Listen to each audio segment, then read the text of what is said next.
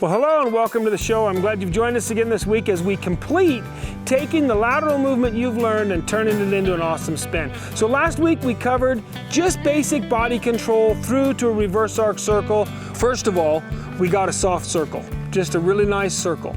Secondly, we taught our horses to take their shoulders off the circle. Thirdly, we took the disengagement of the hindquarters that we taught our horse back in the first ride, and we developed a really nice turn on the forehand with our horse relatively straight but soft. We then took those two exercises and we turned them into a side pass that gave us control over the rib cage. We took them and turned them into a reverse arc circle, which then allowed us to teach the horse to ride off of our seat. Today, we're going to take the rest of that and turn it into a really nice spin.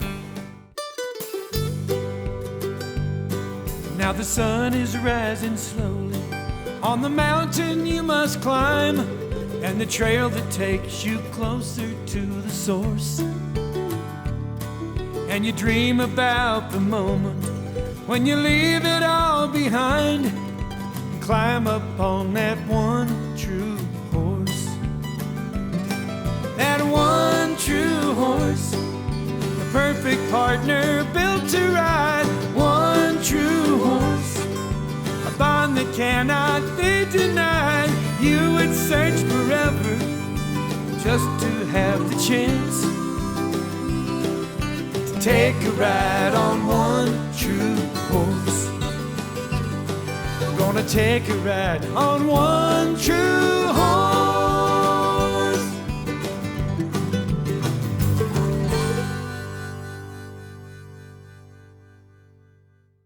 So what I want to start doing is developing control over my horse's front end and not his hind end, okay? What do I mean not his hind end? I want to focus on his front end. And if I take my focus and put it on his front end, his hind end is going to come with it, okay?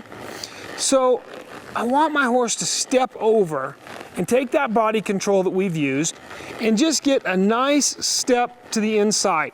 To get this horse turning really well, I need his inside front foot to reach back underneath my stirrup, okay? So I'm just gonna ride up here and ask him to move that front end over under my stirrup. And if he doesn't do it, I'm gonna move his hindquarters over and then ask again, right there, and just let him step over, okay? It's a basic, simple exercise using that exercise we did last week, the turn on the forehand, and just turning it into that really nice step. So I've got a good circle here. I'm going to ask for that step on my inside rein. Nothing happens. I'm going to move his hindquarters over, move him over, move him over, move him over, over. Right there, open it up and let him come through, okay? As I open that front end up, let him come through there, and just get the basics of a good step started right there. Go to the other side. Move that hindquarters over, move it over, open up the inside, and just take that front end around right there, okay? Once I've got that consistent, what's gonna start happening is I'm gonna pick up on this rein and I'm gonna ask that front end to come over, and it should just come over, okay? I shouldn't have to disengage the hindquarters and turn on the forehand every time. That's a correction. That's what I do if the cue doesn't work. So if I ask this horse to pick this front end up and move it over here, and it doesn't happen, then what I'm gonna do is I'm gonna ask really nicely, lift this inside shoulder, ask him to step over, nothing happens. Take his hind end, move his hind end around, move his hind end around until I feel him like he wants to reach right there. I'm gonna let him come through, okay? And as I let this horse come through, he's gonna start figuring out the easiest thing is when I pick up on this shoulder to bring that front end around, okay? That's just taking those simple exercises to the next biggest step, okay? The next exercise I'm going to work on is take the side pass that we worked on last week, move him over straight, take the exercise we just worked on, pick up his shoulder, and just make a corner. That's all I want to do. I just want to slip around that corner. Take him and side pass him over here, keeping him nice and straight, pick up that inside front foot and come around the corner. Want to side pass him over, get that nose soft, pick up the front foot, come around the corner. Side pass him over, pick up the front foot, come around the corner. Side pass him over, and I'm right back where I started in that square. And then I can just turn right around, side pass him back, get him nice and square, get him reaching over, get to the corner, pick up that front end. Side pass him over, get to the corner, pick up that front end. Side pass him over, get to the corner, pick up that front end, okay? Now this is a real simple exercise that I learned from a good friend of mine several years ago. You want him going forward, don't let him step behind himself. Come back over, right there. It just utilizes that side pass and it utilizes that moving that front foot. And what I did is I made 4 25% spins, okay? So I made 4 corners over there and got this horse started just moving his front end around.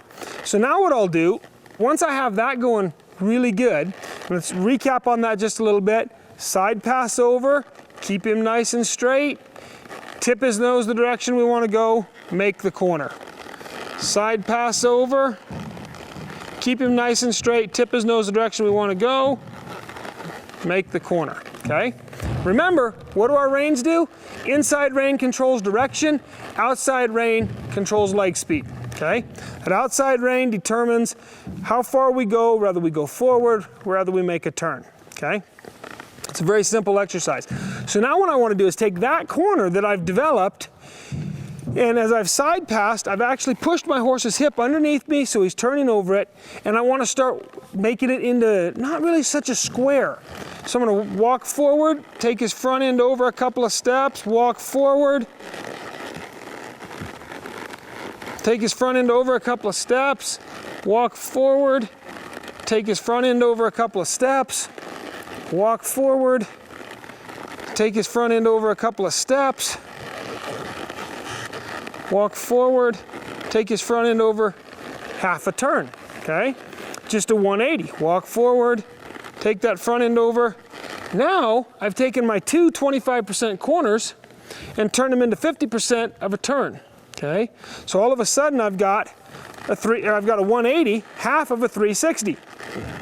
So I ride up here, take a few steps, walk forward.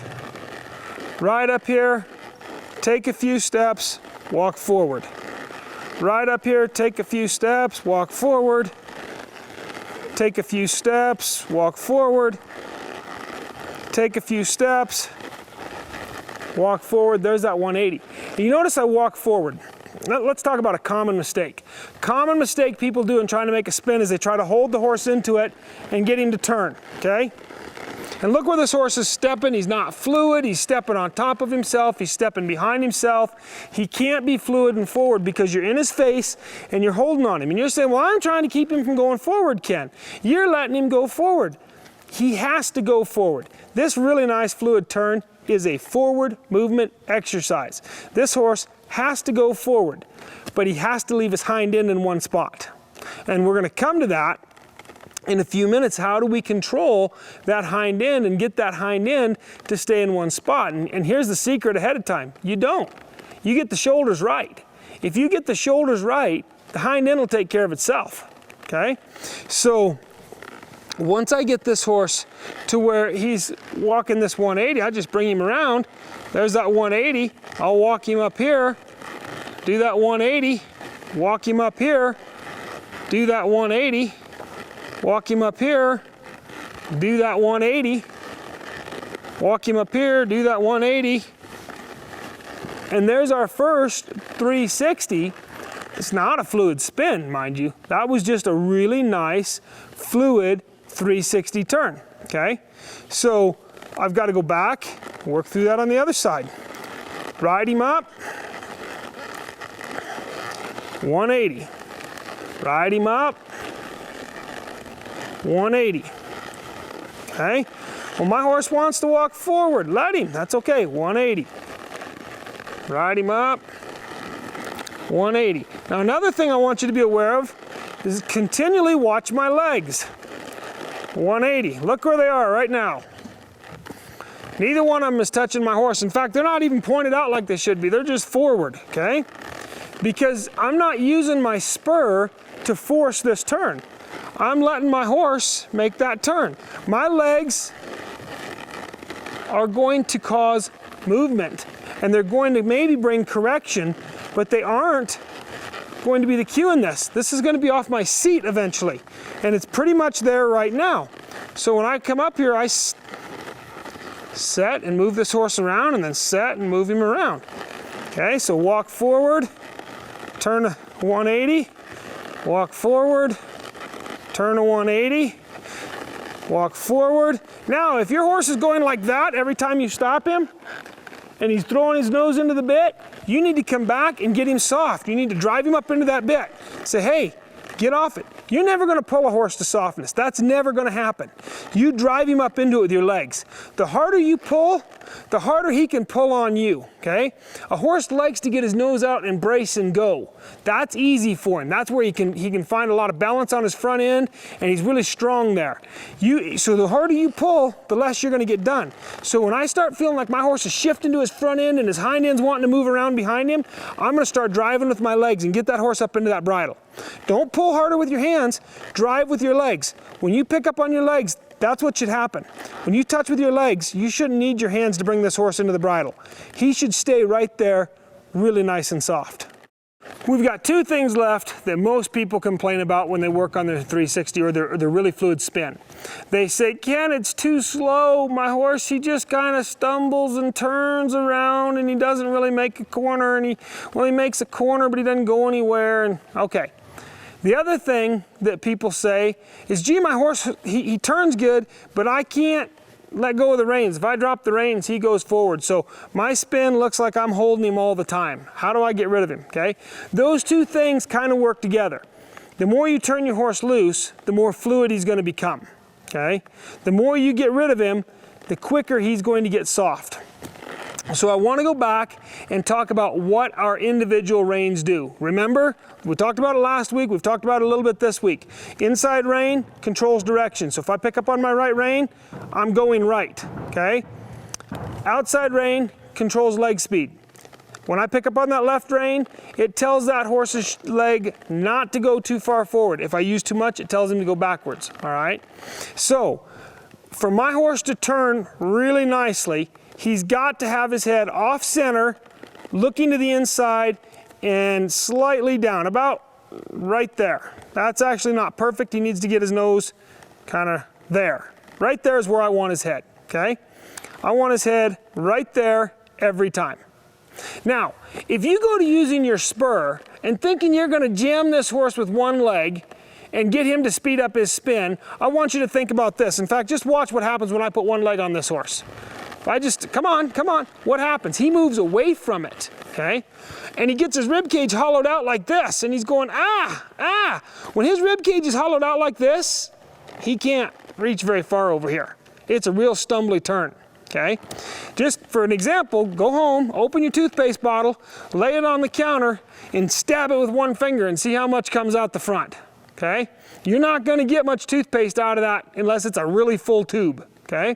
And if you do, you're not sure how you controlled it's going to be, you don't know what it's going to look like, it might squirt across the room, or it might not land on the toothbrush.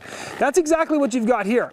So you're not going to speed this horse up by adding one leg and jabbing on him. What do two legs mean when you use two legs on your horse? What do they mean? Get somewhere. Let's go. Okay? They mean move your legs and move them faster. So that's one of the things I'm going to do is if I want to speed my horse up, I'm going to use two legs. Another thing, if you trot all day on the average horse, does he trot faster in the morning or faster at night? Well, he's going to trot faster in the morning, right? So the longer you do something, the slower they go. Okay? So if you think you're going to turn this horse until he speeds up, that's not going to happen. What's going to happen instead is he's going to run out of battery, okay? So let's talk about that for a minute. as I start around and I want to make my turn and I want it to speed up, I start my horse into my 360. And as he comes around to the truck, I'm going to go, whoa. Okay? You notice from here to here, I asked him to speed up. Now, why did I stop him when he sped up? Because my horse is learning I can hurry to a release, right? The faster I go, the quicker I get rid of this guy. The faster I go, the faster he lets me go. So, when I start him around here, I'm going to say, hey, hurry up. Whoa. Now, did you see what happened with both my legs? I kissed to him, and he was like, yeah, not so much. Nailed him with both legs, and he said, oh, now you want me to go somewhere, okay? So my legs are an enforcer, and as soon as he sped up again, we went from here to here, and I said, whoa, okay? So my legs are an enforcer. This horse is going to get somewhere and get stopped. Now, what about my horse wanting to bolt forward? I mean, Ken, I slapped him with both legs and shoot, we hit the arena wall, okay? That's where your outside hand comes into play, okay? What does your outside hand do? It controls leg speed. So when my horse wants to go forward, I tell him, no, wrong answer, you got to stay here, okay? So I ride him forward into the circle. And what I'm going to do, I'm going to take my horse and say, I want to let go of his face. We've talked about creating a little bit of faster movement, how to get that, what our legs mean. So now how do I let go of his face, okay? So what I'm going to do is I'm going to take my outside hip and I'm going to ride it through his inside ear, okay? And at the same time, I'm going to take my inside leg off of him and just ride him up here nice and fluid. Okay, now, things all went to pieces. His head came up, he lost his pivot, and he just went fast. That's really ugly. I don't care how fast it goes, ugly is still ugly, okay?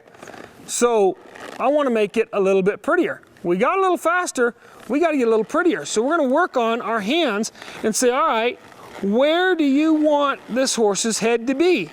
We've worked on head elevation since the first time we rode him. So now let's use it. Inside rein does what?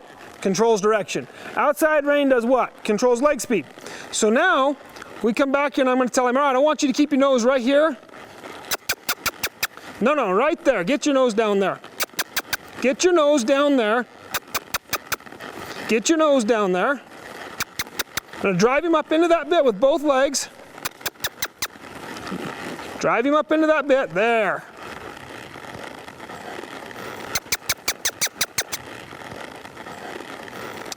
Drive him up into that bit. Drive him up. Whoa. Okay. Here's the hard part. You've got to start knowing what you're looking for and what it's going to feel like.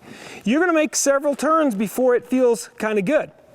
Okay, now you might think it feels pretty good right off the bat, but if this horse isn't sticking the hind leg pretty good, does he need to drill a hole? It's nice when they do, but no, he doesn't have to drill a hole. What he has to do is get these shoulders right. He's got to reach inside underneath my foot with his front left, if we're going left.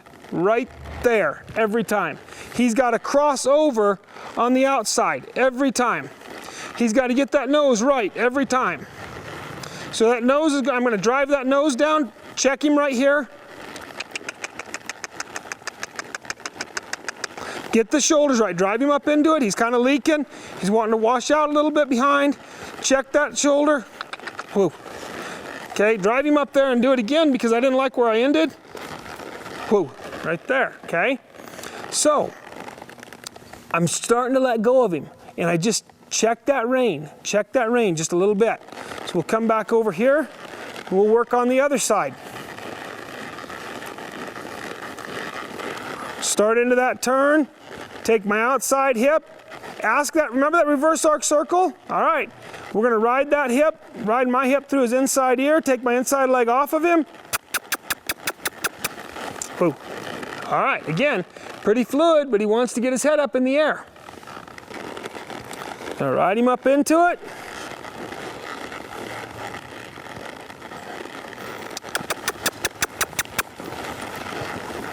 Bring him around here, watch my legs. There we go, watch my legs. Both of them are off of him. Fix that rein, fix that rein. No rein on him. Fix that rein. Whoa. Okay? Now, you start overturning your horse pretty quickly. All of a sudden you're like, hey, that was really fun. Gee, let's do that again. Remember, what did I say? I told you if we do it too much, they what? They slow down, okay? So walk him out of it, let him relax a little bit and come back. And then we've talked about speeding it up and trying to get it more fluid. But here's the real thing I want you to remember. It's always better to have it soft and pretty and slow and correct than it is to have it fast and ugly. So I'd rather come back over here and have this horse fluidly moving around and really nice than I would to have him just throwing himself around and around and around. That's how those are the things I do to start building a really nice spin, and the exercises I put together. There's a million exercises you can use to create a turn on the hindquarters or a spin or a rollback. Those are the ones I find that commonly work the easiest for me on most horses. Certainly hope you've enjoyed this as much as we've enjoyed bringing it to you, and until next time, may God bless the trails you ride. For more information about Ken McNabb Clinic's appearances and products, visit kenmcnabb.com. One true horse, the perfect partner built to ride. One true horse, a bond that cannot be denied. You would search forever just to have the chance to take a ride on one true horse. Gonna take a ride on one true horse.